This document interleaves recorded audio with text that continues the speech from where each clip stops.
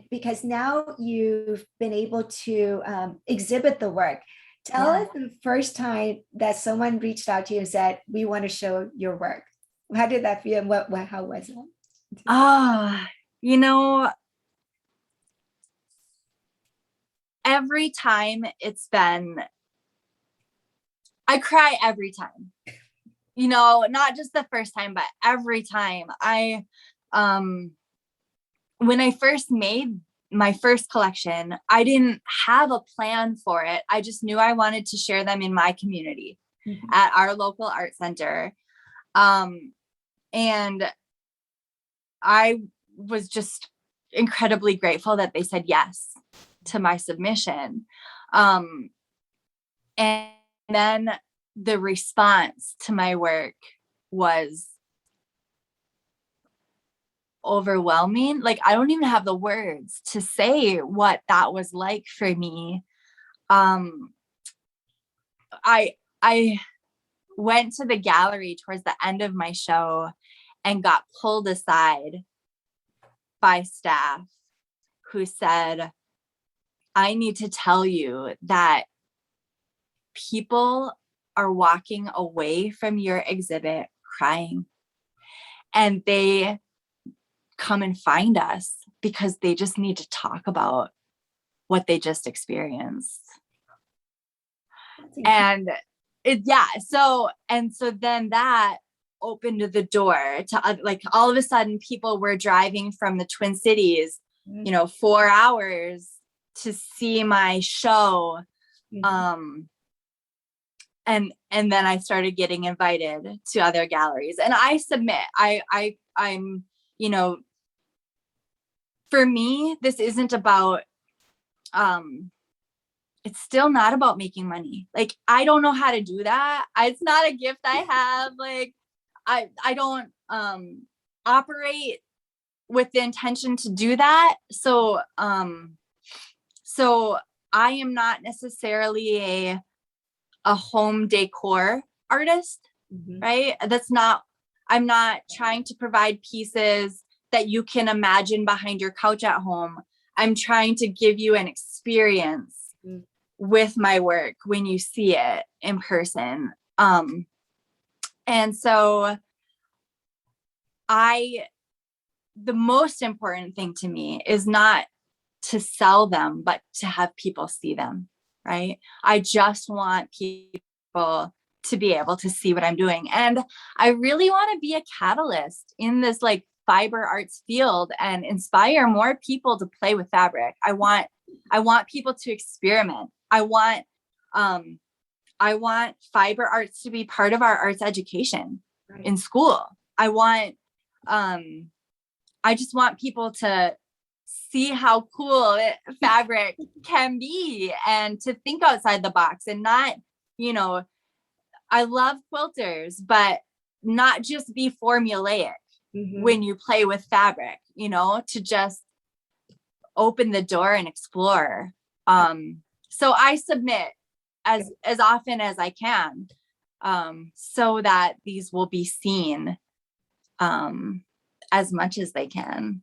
Yes. Yeah. Oh, it's incredible to ever see, just again, to see the what you're doing. And I think one day I was on your Instagram live when you were showcasing, I think at the Minnesota Fair, I think maybe, right? And it was just to see you work was very intriguing, and to see that it's like you did that with fabric. That's incredible to me. So yeah, you should give classes to us so that we want to get into and learn how to do it. Lots of people have said that, and I hope that I will venture into that. I do think that, being an artist and teaching are two different skills that really work best when you have both. You can teach, right? And I'm just not sure.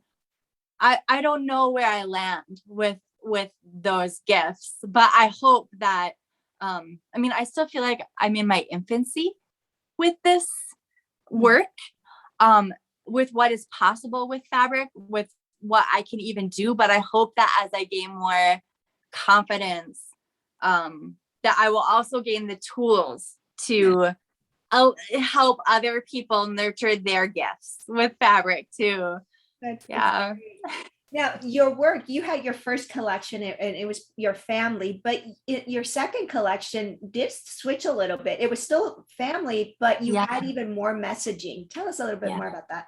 Yeah, I love that body of work so much. I mean, I love all of them, but that one was a very big surprise for me. I had started a different project, the project that I'm working on right now, which is a massive collection, but in between, I was contacted by a gallery from Madrid that wanted me to participate in the International Art Fair in Paris. And all of my work was spoken for those dates. Like, it was already going to be in other galleries. I didn't have anything that I could give up. And I wasn't ready to give up my new work for this collection because I'm building an entire collection. So, I had to brainstorm, like, this is an incredible opportunity for me. And so how do I do this? How do I find a way to participate? I never just make whatever, right? I feel pulled to an image. And I don't even know why sometimes. Like, it like haunts me, and it needs to be made, whatever that image is. And so I was really nervous about, moving forward with this art fair. But they said, if you can make 3 pieces, we want to show them. And so having that support, sight unseen, like, they had no idea what I was going to make. But having that support, I started to brainstorm, okay, what can I practice? Like, I don't know what to make. What can I practice? And my favorite works of art are always the human figure, right? I'm drawn so deeply to the human body. And so I decided I wanted to practice the female form. And, I thought, I'll do, because these are going to be nudes or suggestive nudes, I'll do myself. I can't really ask other people to, I don't know how they'd feel about it. And then I thought, I really want to do my mother. And she said yes. That's awesome. So I did myself, my mother, and then I did my 9-year-old. And that portrait was really difficult because here I'm thinking I want to practice nudes. In her case, it's suggestive, right? She's 9. It's a suggestive nude. But all I could think of was all of the darkness surrounding my child's body, right? Like, the reason you can't do child nudes, like, even in an artistic way, like, it's, dangerous. It's dangerous for your kid. And I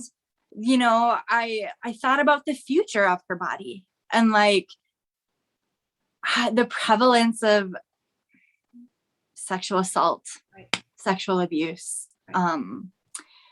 And, my children are Indigenous. So I'm also very aware of the silent epidemic that is missing and murdered Indigenous women in the United States and Canada, and human trafficking, and how much that affects the Native community, right? And so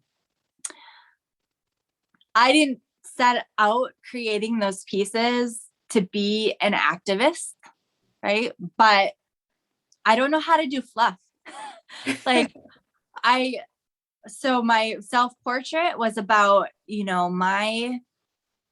it's titled, I've Made Peace with My Body. Like, I'm sharing my journey with how much of a struggle that is for young women to find peace with their physical body.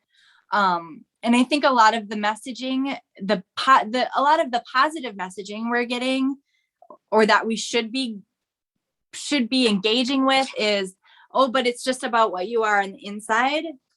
And yes, but we can't ignore how we feel in our bodies, in our skin, right? In our comfort with who we are.